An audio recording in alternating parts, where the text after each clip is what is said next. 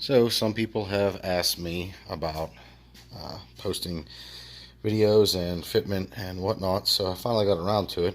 Obviously, it's in the 3.8 MIVEC. Out of this one's out of, I think, an Eclipse, doesn't matter, 2000 something ish vehicles. I think the Lancer Rally Yard also had it. Regardless, as far as it bolting in, they do not use, this is something that Mitsubishi's gone to on newer vehicles. They don't use, the engine mounts don't go on the block here. This is actually even on Kias and the like. They do the same thing all now. They actually build bosses onto the transmission, and then that holds everything. So that's not a big deal, obviously, for this, for the motor plate that I already have in there. I don't have any mount over here yet, but whenever I let the tension off the cherry picker, this dropped maybe 1/4 of an inch. Everything's pretty solid in there. I have a solid mount back here I had in from before, just some plate steel and bar stock I had laying around. Everybody should have a cabinet so cluttered as this. Just junk laying everywhere. So anyway, bell housing pattern is the same. The lower section is not. I had to trim some of the oil pan off for the transfer case. Now that's to be expected. We'll see what happens. This right here, actually, I'm going to subject jump a little bit just because I'm already over here, and I kind of didn't plan this. I just kind of started shooting video. I shot some video with this in place, but I'm going to have to rotate this around. This is your thermostat housing. But it's looking like I may be able to use the lower rad hose, and I'll probably just post some pictures in here on this area of the video showing that, maybe once I get a chance to edit this.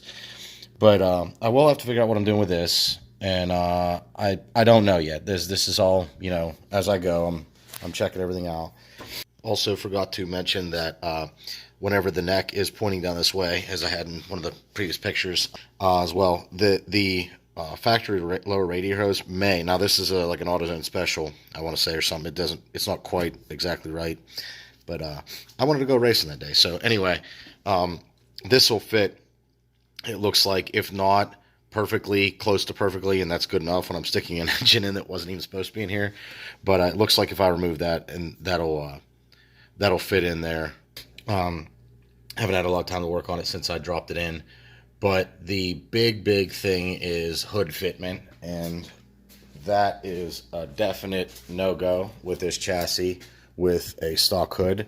Now, keep in mind, mine is already really gutted. So I get the light glare to stop. I don't know. So this, like I said, this is all just, you know, I was keeping it as light as I could for drag racing, and it goes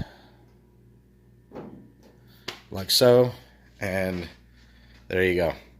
So that's the plenum is the biggest part for this. Now it looks like, without having any more significant way of measuring, and I'm not going all engineering bullshit, I can just hack and slash, but this looks like it'll be in the road as well by a little bit.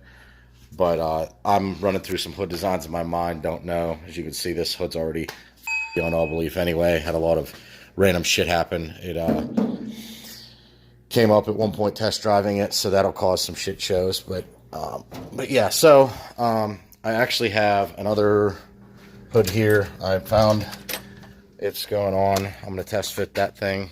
So it's probably just going to get hacked and slashed to death. Don't know at this point if I'll try to keep that design and try to keep the hood blisters with my custom hood scoops in it, because they don't really do anything on this setup. They were for my original street car, or if I will stay with the other one.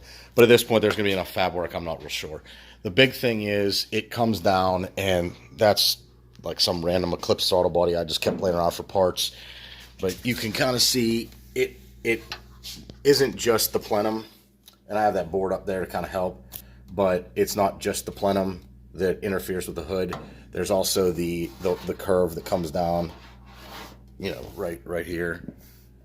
This back there, sorry, trying to get all this oriented to the photo or the video, but this will be in the road, not to mention when it comes out. So I don't know how much more I'm gonna have to trim and whatnot.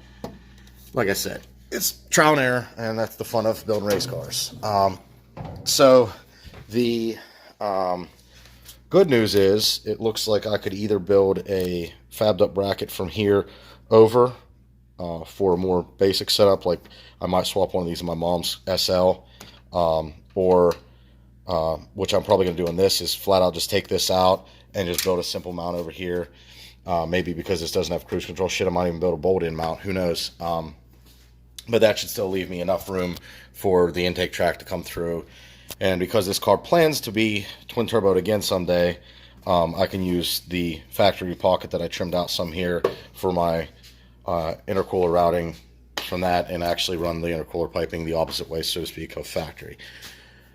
But aside from that, I mean, fuel rails definitely a concern with this. Now, obviously, you can build a custom setup.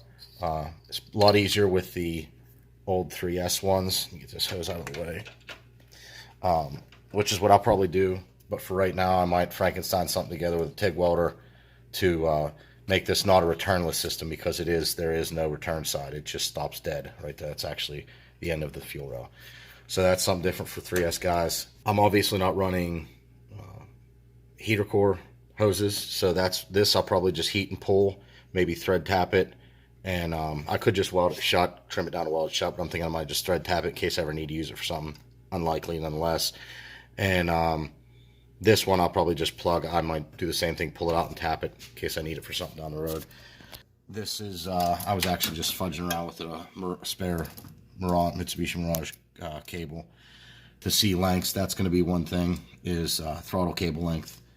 Other than that, I mean, I have an exhaust manifold off of an Eclipse for a 3rd gen Eclipse, and it's worked pretty well for what I need for the time being, maybe even forever. I'm not trying to go $8,000 tubular shit that I can't afford.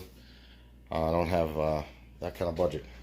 So I'm going to see how that fits front and rear, and see what kind of manifolds work best for what I need. But really, a lot of it's really in the right place. Just like I said, the hood problem. And there are some dilemmas down the bottom, which I may insert in the video here as well. There's clearance for the transmission around the diff, especially, well, this is more likely for the Getrags. And there's clearance for the intermediate axle shaft on the opposite side here on the driver's side. That it's a basically my plan was to potentially lower the motor a little bit, you know, just drop it and maybe put have my axles kind of angle up a little bit, take a chance on it, you know, see what happened. But the more I looked at it, you're gonna be running through the on the passenger side, at least where the tranny would be, you're going to have the through bolt for the front of the control arm, I think it's the front, in the subframe, is in the road. So I would have to then, that would be pushing towards changing pivot points or building control arms, and now we're just adding a lot of work for really no reason. So really it's just, I'm going to kind of go through the motions of setting up the distance with the hood and everything right now, and then it's, you know, plumbing time. Figure out what I'm going to do with the throttle cable. I have to grab one of my usable throttle bodies, get it bolted in, see how that's going to work, and just kind of plug away till we see some significant changes, and hopefully someday soon have a startup video.